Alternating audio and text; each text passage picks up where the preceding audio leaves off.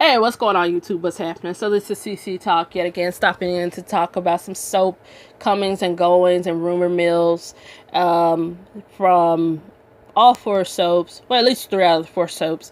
And yeah, let's go ahead and talk about it. So one of the first rumor mills that I'm reading is that Lindsay Godfrey, who once played Caroline Jr. on Bold and the Beautiful, might be casted on Days of Our Lives as the new Sarah Horton. I'm gonna be real, I'm gonna be honest. Isn't she much too young to be Sarah Horton? Because from the clips I saw from several years ago, Sarah Horton was a teenager when she when she left the show the first time. So I know damn well Sarah Horton should be like in her mid-40s at least. Lindsay Godfrey's not even close to that. Lindsay Godfrey is like 30 years old. She's like 30, 31 years old. She's not even close to that age. I mean, I would have thought somebody like a Jessica Collins or who could have else played her? Maybe Katie McLean. Let's see. Terry Khan could have played her. I mean, those are women that are in like their 40s, mid 40s or so, that could have been a fire Sarah Horton. Why are we going with someone who is like a decade younger than the character? So I think that's a rumor. I don't buy that one at all. The next rumor is that Dominic Semprania might be on his way out for General Hospital as Dante Falconeri. If that's true, I'm not surprised. I mean, Dante has been doing this to me, y'all, the last couple of seasons. Like, I have literally been falling asleep, snoring at the wheel of Dante Falconeri. Like, when he was written under Bob Guza had a better handle and grip on that character and had him fully fleshed out. He was just an incredible, like, merging himself into a hero-like character among all of that mob war violence that was on the show.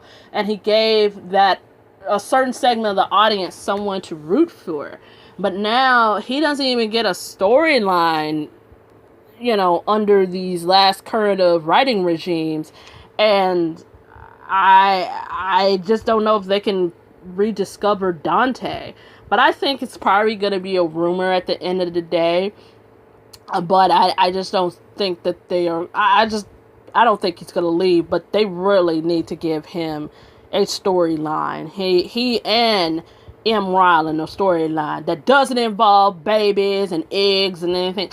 Like, the great thing I will say about Wendy Riche, Claire Labine, and Bob Guza and Jill Ferry Phelps is that they always, whether we loved it or hated it, they always had a Spencer storyline during the summer. Where is the Spencer storyline the last couple of summers? I mean, they had the one with, Spencer last season. Yeah, they had the one with Spencer. But this summer, I don't even know if they're going to have one. And that's just strange to me. So, I don't know. We'll have to see how that one plays out. And then the next one that I'm going to put out is Vanessa Williams, who plays Valerie Grant, might be on her way out with Days of Our Lives. Again, I'm not surprised at this at all. Just like I said on the Michelle Morgan video, Sony, to me, is a bottom line kind of company. They are the take it or leave it kind of company. If you want more money, you ain't gonna get it from Sony. Point blank, period. Not to mention, like I said, under that particular video, this genre is backwards. They do not want to write for people of color within this genre. They just don't. They don't want to write for people in this genre. And it's just highly unfortunate, even though the bulk of their audience come from black and brown audiences. So, I mean, if it's true, will I be shocked? No. Will I be disappointed? Yes. Because we haven't seen much of Valerie and Lonnie since Lonnie blurted out that the baby wasn't JJ's. So, it is what it is, but it just wouldn't stun me tomorrow if I read something that says, oh, Valerie Grant, played by Vanessa Williams, is leaving the show. I just wouldn't be surprised. I really wouldn't. And then the major news, the shocking news for a lot of you all, is that Stephen Nichols is off contract for Days of Our Lives. He wrapped up his stint in March and he hasn't filmed since. Apparently, he was offered a deal, but based off of a quote he shared was 1 day a week or less doesn't give the fans enough time to live through the characters. But he's also keeping hope alive that he will be back when a better deal is on the table. His fans, particularly the Steve and Kayla fans, have already started a petition to get him back on the show. Again, this sounds more like a Sony thing than a Ken Corday thing. And I know some people are probably going to come for me and say, you're just trying to defend Corday. No, I'm not. I'm not. Again, I think this is more of a Sony thing. Like I said under the Michelle Morgan one, and what I just said with Vanessa Williams, if that ends up being true. It seems like Sony is taking the bull by the horns, and basically now with these new contracts coming up, they are investing more in their, and again, I'm not trying to call anybody old, but it seems like to me they're trying to invest more into their younger talent than they are with their veterans. And I know we hold our veterans so dear and so near to our hearts on these soaps, but like what one of my family members told me a couple of days ago, once a lot of these veterans get up in their 60s and 65s and stuff like that, what more can you do with veteran characters besides give them illnesses and have them try to live vicariously through their children type of thing?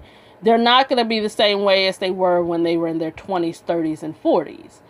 And as much as it pained me hearing that a lot, I had to agree with that, and maybe that's where Sony's mindset at. It's like, look, we're not going to pay Stephen Nichols, an arm and a leg for him to only get, a couple of days a week of storyline time with no story.